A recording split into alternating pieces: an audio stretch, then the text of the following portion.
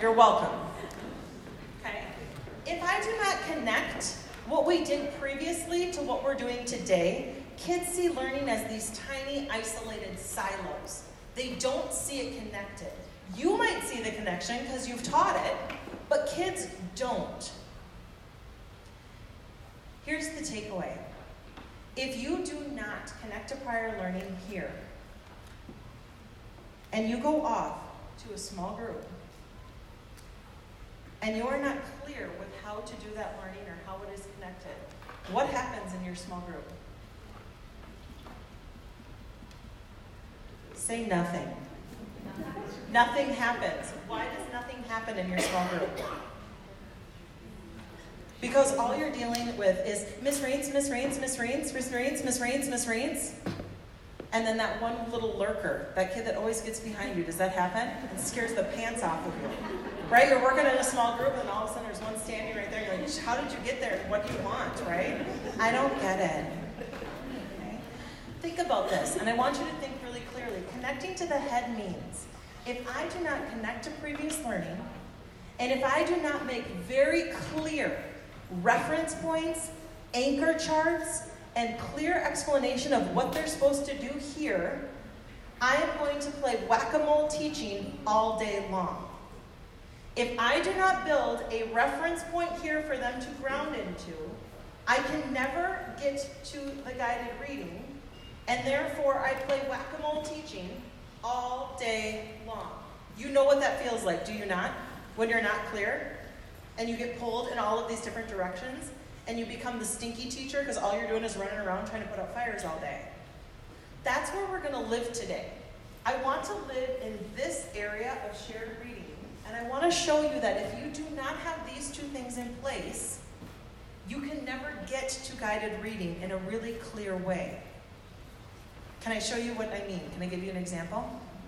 Okay.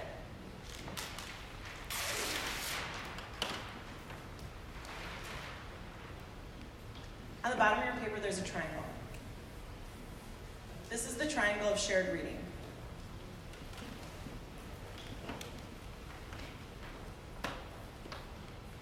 You see that? Okay.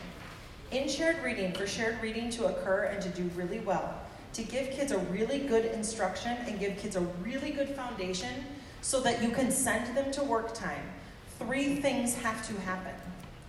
Number 1, you have to give them a purpose for learning.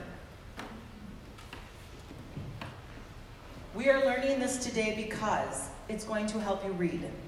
We are learning this today because we got to figure out tricky words. We are learning this today because we have to find the main idea. Yes? You do this already. Check, check. The second thing that we need to do is we need to make sure that our kids are engaged. Because the ones doing the talking are the ones doing the learning. You know this. You do this. You engage your kids. Yes? This is what we worked on this summer, right? So purpose and engagement are 2 of those legs of the stool, or 2 of the legs of this triangle. But the third thing that we have to have a really clear and sound shared reading instruction is we need to have background in the form of anchors. There are 2 types of anchors that we're going to talk about today. Procedural and instructional anchors. Are you all dying a slow death because my anchor charts are so ugly? It's okay. Okay? If I don't have procedural and instructional anchors, my instruction will fall down and I will never get to guided reading. Let me give you an example. You want one? Okay. Procedural anchor. If I'm thinking about a procedural anchor, I'm thinking about something that shows what the steps are to accomplish something. What do I have to do in order to summarize fiction? Okay? What I have to do in order to summarize fiction, everybody knows Somebody Wanted But So. Can we use that one? Is that okay? So procedural anchor chart is the name of the chart. I make before kids. Because I'm showing steps, and the steps never change. It doesn't matter what book I'm reading, The Three Little Pigs, Little Red Riding Hood, Elephant and Piggy, Let's Go to a Party, whatever one you want to read, Duck for President.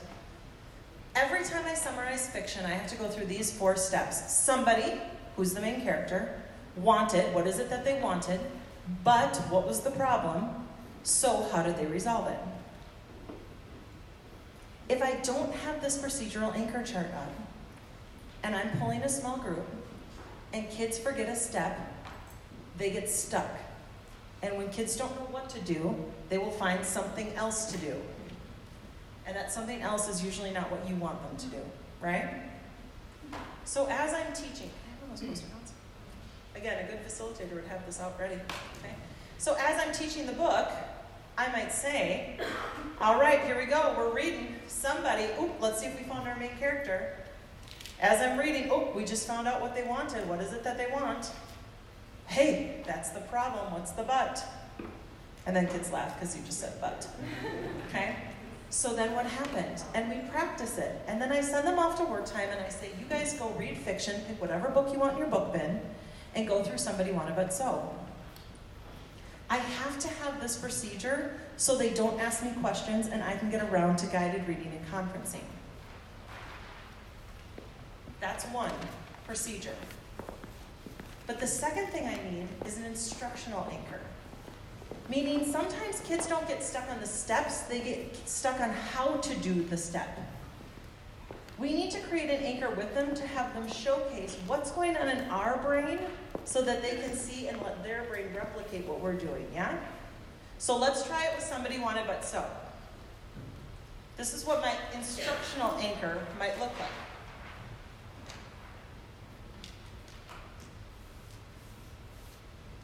Let's use a different color. Let's do the Three Little Pigs. You guys know the story of the Three Little Pigs? Yeah. Okay. So thinking about our story of the Three Little Pigs that we just read, somebody. Who's the main character? Who's the main characters in the Three Little Pigs? Well, let me think. The first person I see in that book is probably those 3 pigs, right? The little pig in the straw house, and then the little pig in the stick house, and the little pig, right? There's 3 of them. I'm going to write down 3 pigs. So there's my main characters, the 3 little pigs. Wanted. What did the 3 little pigs want?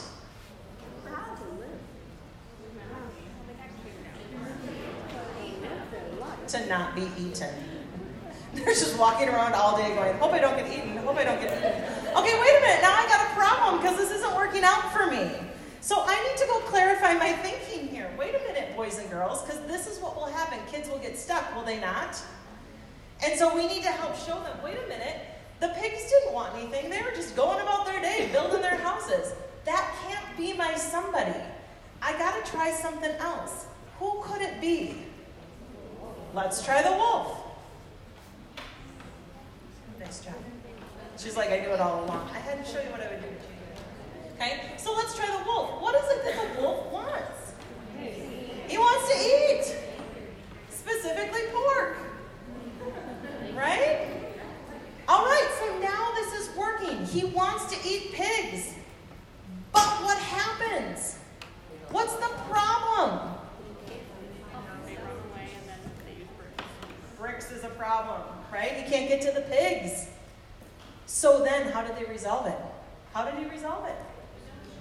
He went down the chimney. And then he died. Very dark tale, right? Very dark. All of a sudden, things took a real turn there in the 3 little pigs. Chimney, died. Right? The reason I want to showcase this to you is because in an instructional anchor, I build it with my kids. I have to build it with my kids to show them that my thinking changes, because I got to show them what I do when I truly get stuck as a reader. Things happen when I get confused, and so if I don't build this with them and show them that it's messy and that I cross out my thinking and that I try new things, they think that they can't do it when they get stuck. You got stuck all the time. You just don't get stuck anymore because you're 40 and you've read The 3 Little Pigs 152 times. I'm talking from experience, just saying. Okay? Instructional anchors are built with kids. They showcase thinking so that kids know what to do. And you can make this anchor chart as pretty as you want to. Okay? But also how to use that and how it helps them guide their thinking when they get through tricky situations. I need both a procedure and an anchor if I'm going to have my kids be successful in work time and I can pull a guided reading group. That's a pretty big aha to me. Is that a pretty big aha to you? Stand up and summarize what's the difference between a procedure and an instructional anchor, and why do you need both in shared reading in order to be successful in the rest of your day? Stand up, find someone you haven't talked to yet, explain that.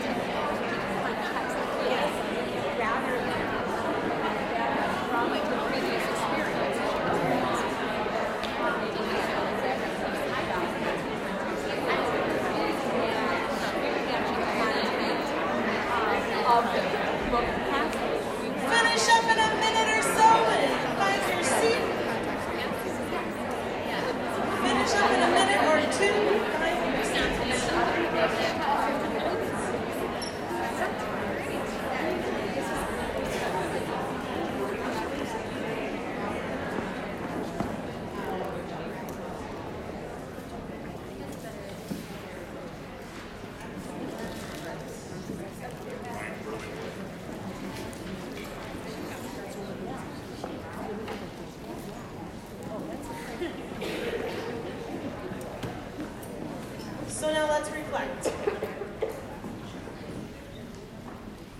If PSYOP says I need to do both of these things, connect to heart and head, and I'm told that I need to do balanced literacy in my class, these are not two things that are competing with one another. I can't do good balanced literacy without constructing some of those procedural and instructional anchor charts, right? But those procedural and instructional anchor charts don't just live in shared reading. Because when I pull my small group, what does my small group need? The same charts. So I'm going to position those charts in a way that my small group can have. And my work time kids need them, because if they forget, I don't want to play whack-a-mole teaching. I want them to be able to use the things that we built up here independently from me.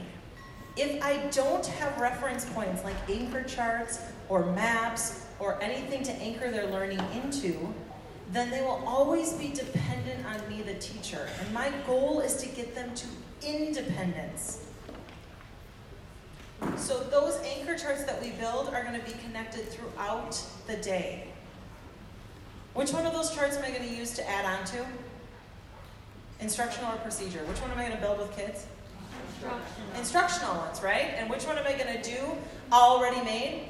Procedure, because those can be made, because the procedure never changes. But my thinking changes based on the content that I use, right? So no matter what level we're at, no matter what content we're using, we can always build and showcase our thinking with kids. If you feel like you're whack-a-mole teaching, if you feel like you're constantly answering questions, we can think and return to these concepts of SIOP and say, how can SIOP help me with my balanced literacy? Please don't think of this as, I have to do SIOP, I have to do balanced literacy, I have to do shared reading, someone told me to do guided reading. All of this comes together under that high quality instruction and should fit together and complement your day. What do you think? Good little nugget. Just a little bit, because today is an early release day. Is that what you call them, early release? It's an early release day, and you guys are tired, I can tell. What do you think? Okay? All right. Then, pause for a moment while I unscrew this Elmo. Really thought you guys were going to like that more than what you led on to, but it's okay. It's fine. I'm not self-conscious about it at all. Thanks so much, guys. No, I'm just kidding. Well, let's just take a look then. Did we meet and did we do what we said we were going to set out to do? Do you have some techniques to build background in your classrooms? We got KW plus H, we got procedure, we got instructional anchors, we got tell me everything. Did you make connections between SIOP and balanced literacy? All of these things should be working together, not separate district initiatives. They all come together in one. Our language objectives, when we started, you told me everything you knew about our language objectives. Now, I want you to really tell me everything. So look at that partner now, and really tell them everything you know now, based on this session, an hour and 25 minutes. Really tell them everything you know about those objectives. Go.